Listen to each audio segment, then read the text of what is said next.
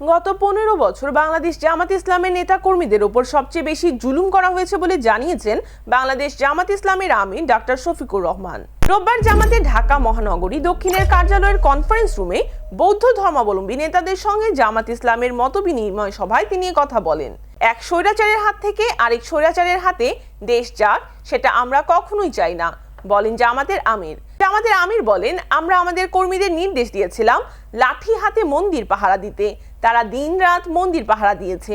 সারা দেশে আমাদের কাছে কোনো তথ্য নাই যে কোনো মন্দির ভাঙচুর হয়েছে বা লুটপাট হয়েছে, তবে পারিবারিক উপাসনালয়ে কিছু ঘটনা ঘটতে পারে। ডাক্তার শফিকুর রহমান বলেন, কারা অপকর্ম করেছে বা করছে আপনারা জানেন। আমরা সংখ্যালঘু বলতে কিছু মানি না। যে এদেশে জন্মেছে সেই এদেশের নাগরিক। কে সংখ্যালঘু কে সংখ্যাগুরু, সবাই মিলে আমরা বাংলাদেশি, এটাই আমাদের পরিচয়।